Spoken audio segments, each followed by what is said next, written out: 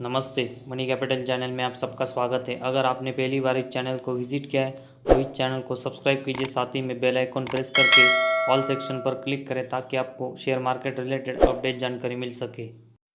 तो हम इस वीडियो में यूपीएल लिमिटेड इस कंपनी के बारे में जो क्वार्टर 3 का अपडेट देखने को मिल रहा है तो उसके बारे में हम यहाँ पर इंफॉर्मेशन देखने वाले, और साथ ही में कंपनी जो बहुत सारे रीजनल बहुत सारे कंट्रीज़ में अपना बिजनेस करती है तो उसमें कंपनी का क्या परफॉर्मेंस रहा है इस क्वार्टर 3 में, तो उसके बारे में भी हम यहाँ पर इंफॉर्मेशन देखने वाले हैं।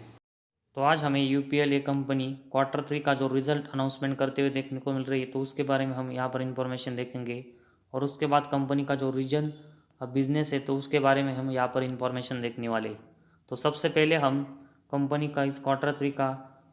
जो फाइनेंशियल परफॉर्मेंस अपडेट है तो उसके बारे में देखते हैं।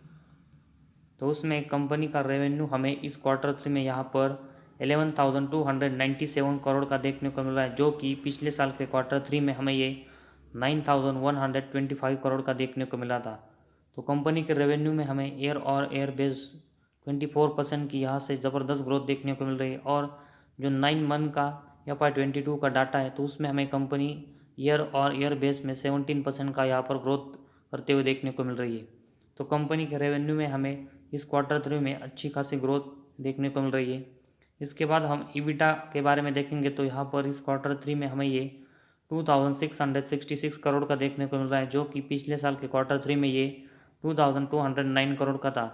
तो यहाँ पर पिछले साल के क्वार्टर 3 के मुकाबले में इस साल के क्वार्टर 3 में कंपनी का जो ईबिटा है वो हमें एयर और एयर बेस यहाँ पर 21% से बढ़ते हुए देखने को मिल रहा है, और जो FY22 का 9 मंथ का डेटा है तो उसमें हमें ईबिटा यहाँ पर 15% से बढ़ते हुए देखने को मिल रहा है। इसके बाद कंपनी का जो ईबिटा मार्जिन है तो उसके बारे में हम देखेंगे। तो ये इस क्वार्टर 3 में हमें ये 23.6% का देखने को मिल रहा है, जो कि पिछले साल के क्वार्टर 3 में हमें ये 24.2% का देखने को मिला है, और इसमें हमें 61 पॉइंट BPS की यहाँ पर गिरावट देखने को मिल रही है। तो ये गिरावट कंपनी की ईबिटा में हमें होते हुए देखने को मिली है, तो उसमें हमें इतनी भी गिरावट होते हुए देखने को नहीं मिली कि कंपनी के लिए ख़राब बात हो। वही 9 मंथ का जो FY22 का ईबिटा मार्जिन है वो हमें FY21 के मुकाबले में यहाँ पर 45 पॉइंट से इसमें हमें एयर और एयर बेस गिरावट देखने को मिल रही है। तो इस गिरावट से हमें शॉर्ट टर्म के लिए इस कंपनी के शेयर में गिरावट होते हुए देखने को मिल सकती है, लेकिन लॉन्ग टर्म के नज़रिए से देखेंगे तो ये गिरावट उतनी भी नहीं है कि हमें लॉन्ग टर्म में इस कंपनी के परफॉर्मेंस इम्पैक्ट कर सके। इसके बाद जो सबसे इम्पोर्टेंट पॉइंट है वो कंपनी का नेट प्रॉफिट है। तो हमें इस क्वार्टर 3 में ये 937 करोड़ का कंपनी का नेट प्रॉफिट देखने को मिल रहा है, जो कि पिछले साल के क्वार्टर 3 में ये 793 करोड़ का देखने को मिला था। तो एयर और एयर बेस इस साल के क्वार्टर 3 में पिछले साल के क्वार्टर 3 के मुकाबले में कंपनी का नेट प्रॉफिट हमें 18% से बढ़ते हुए देखने को मिल रहा है, और इस साल का 9 मंथ का अगर हम डेटा देखेंगे तो उसका कंपैरिजन में तो यहाँ पर हमें ये 2,247 करोड़ का इस 9 मंथ का नेट प्रॉफिट देखने को मिल रहा है, जो कि पिछले साल के 9 मंथ में हमें कंपनी का नेट प्रॉफिट 1,807 करोड़ का देखने को मिला था। तो यहाँ पर पिछले साल के क्वार्टर 3 के मुकाबले में इस साल के क्वार्टर 3 में कंपनी का नेट प्रॉफिट हमें 18% से बढ़ते हुए देखने को मिल रहा है, और 9 मंथ में हमें ये नेट प्रॉफिट 24% से बढ़ते हुए देखने को मिल रहा है। तो कंपनी का जो नेट प्रॉफिट है तो उसमें हमें कंपनी यहाँ पर शानदार ग्रोथ करते हुए देखने को मिल रही है, और कंपनी का रेवेन्यू, ईबिटा और कंपनी का नेट प्रॉफिट हमें इस क्वार्टर 3 में बहुत ही ज़बरदस्त ग्रोथ करते हुए देखने को मिल रहा है। और कंपनी का जो ईबिटा मार्जिन है तो उसमें हमें जो थोड़ी सी गिरावट देखने को मिल रही है तो उसकी वजह से इस शेयर में हमें शॉर्ट टर्म के लिए एक इम्पैक्ट होते हुए देखने को मिलेगा, लेकिन रेवेन्यू, ईबिटा और नेट प्रॉफिट में हमें इस क्वार्टर 3 और 9 मंथ के जो डेटा में ग्रोथ देखने को मिल रही है, तो उसी वजह से लॉन्ग टर्म के नज़र से देखेंगे तो ये बहुत ही पॉजिटिव हमें यहाँ से इस कंपनी के लिए देखने को मिल रहा है।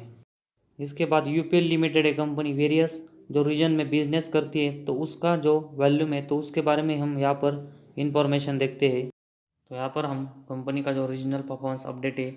तो उसके बारे में यहाँ पर देखते हैं। तो लैटिन अमेरिका का इस क्वार्टर 3 का वॉल्यूम हमें 4,683 करोड़ का देखने को मिला था, जो कि पिछले साल के क्वार्टर 3 में ये 3,849 करोड़ का हमें देखने को मिला था। तो लैटिन अमेरिका का जो वॉल्यूम है उसमें हमें एयर और एयर बेस 22% की इस क्वार्टर 3 में यहाँ से शानदार ग्रोथ देखने को मिल रही है। इसके बाद यूरोप के बारे में हम देखेंगे तो यहाँ पर इस Q3 में हमें कंपनी का वैल्यू 1406 करोड़ का देखने को मिला है, जो कि पिछले साल के Q3 में हमें ये 1120 करोड़ का होते हुए देखने को मिला था। तो यहाँ पर यूरोप में हमें इस Q3 में ईयर और एयर बेस देखेंगे तो पिछले साल के Q3 के मुकाबले में 26% की ग्रोथ होते हुए देखने को मिल रही है। इसके बाद नॉर्थ अमेरिका के बारे में देखेंगे तो यहाँ पर इस Q3 में हमें कंपनी 2117 करोड़ का वॉल्यूम करते हुए देखने को मिल रही है, जो कि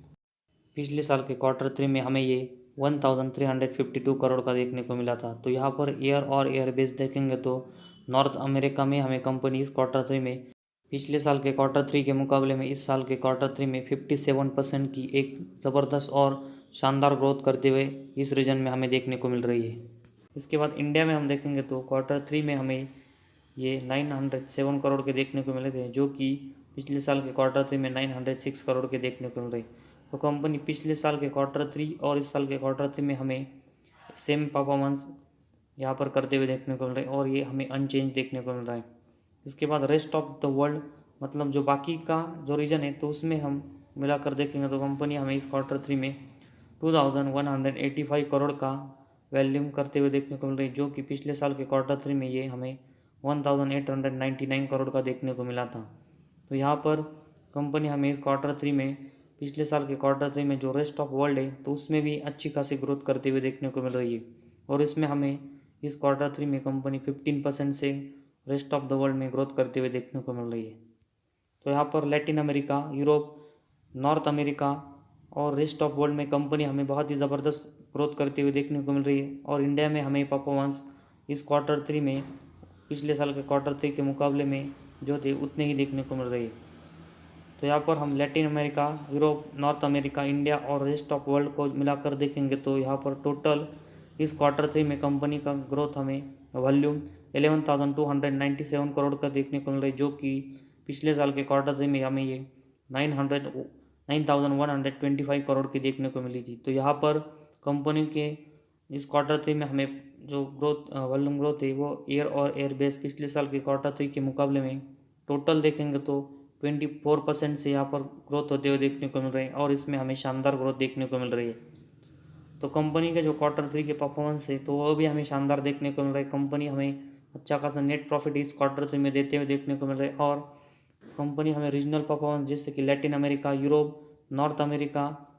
और जो रेस्ट ऑफ वर्ल्ड है तो उसमें कंपनी हमें शानदार ग्रोथ करते हुए देखने को मिल रही है। तो बाकी के रीजन को छोड़कर अगर हम इंडियन रीजन में देखेंगे तो कंपनी हमें एवरेज परफॉर्मेंस करते हुए देखने को मिल रही है। तो ये एक निगेटिव चीज़ हमें इस Q3 में इस कंपनी के लिए देखने को मिल रही है, लेकिन ओवरऑल हम बाकी के नंबर्स देखेंगे तो कंपनी हमें उसमें शानदार ग्रोथ करते हुए देखने को मिल रही है। लेकिन कंपनी को इंडियन रीजन में भी अच्छा खासा परफॉर्मेंस अपना इम्प्रूव करना पड़ेगा।